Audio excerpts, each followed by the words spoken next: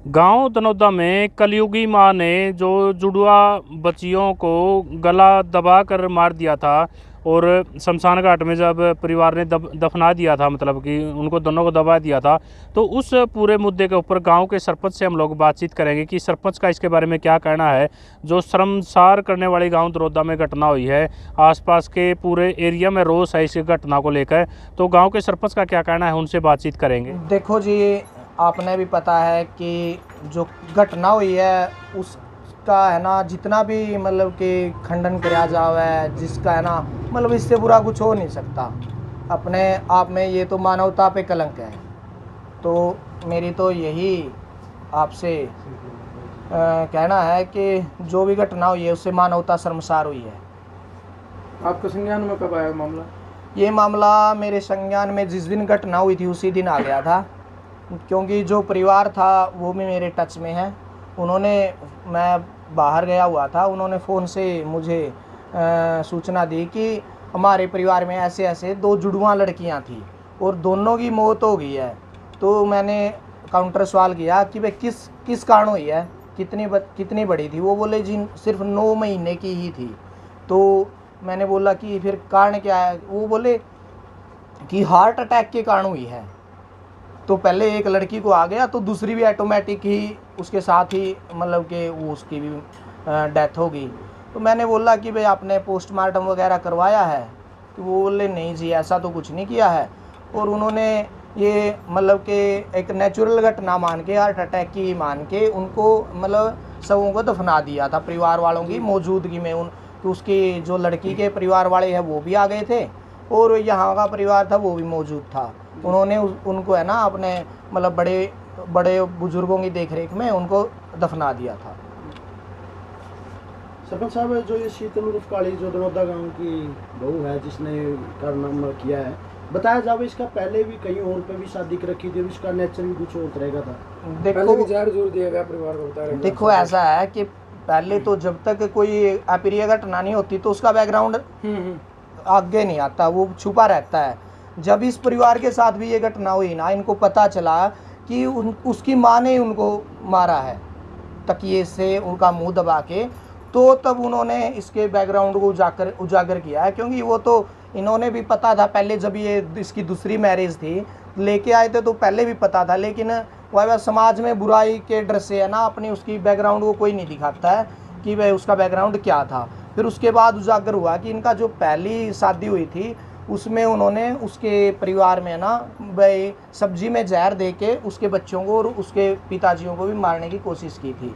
तो घटना मतलब कि इसका बैकग्राउंड था ये, इस घटना के बाद ही उजागर हुआ, ये हमें भी इसके बाद में ही पता चला। तो शीतल मानसिक तौर से सही है?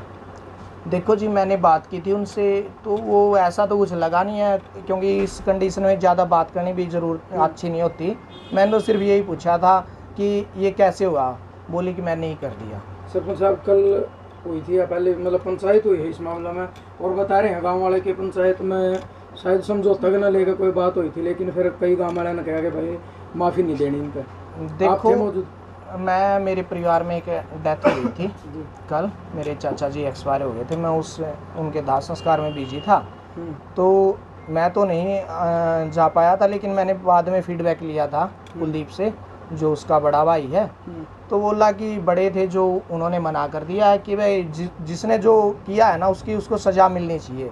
यही अन्याय होगा उन बच्चियों के साथ जिनका इन्होंने मतलब आप खूनी बोलो या कत्ल बोलो कुछ भी कहो वो किया है। तो उसका न्याय के लिए उसको है ना हम आगे की कानूनी प्रक्रिया में लेके जाएंगे इसको।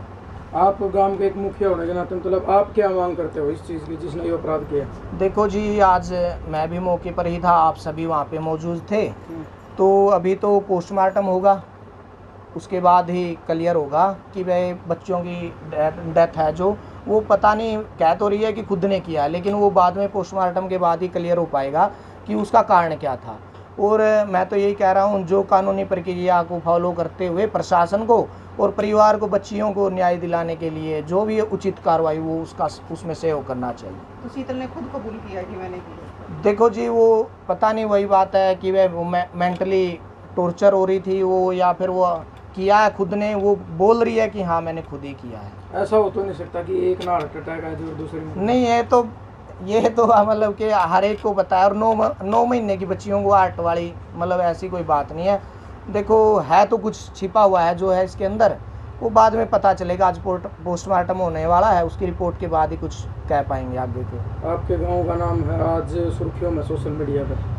नहीं सर, ये सुर्खियाँ नहीं है, ये तो कलंकी लगा है हमारे गांव पे। सुर्खियों मतलब में तो तब होता कोई हमारा बच्चा कोई मेडल लेके आता नेशनल लेवल पे गलत या कोई तरीके और से अच्छा, सुर्खियों में आ गया नहीं। मतलब ये कलंकी ही है, मैं तो यही मानता हूँ। और मतलब जो भी हुआ है बुरा हुआ है जी। ये गांव के नाम पे धब्बा, हमारी तो नगरी है ना, मतलब धर्म नगरी है जी। और हमेशा ही बोले जाते हैं कि ये सबसे शांत गांव है। और इनका मतलब कि इतिहास ही ऐसा है कि हमने कभी भी है ना जो किया है तो अच्छा ही किया है। ये तो वही बात है जी, पता नहीं कहाँ से वही किसी का बुरा आज ये है, किसी का जाम जे है, तो वो कलंक तो गांव को लेना ही पड़ेगा जो हुआ है। कोई मैसेज देना चाहोगे इस प्रवृत्ति के लोगों में?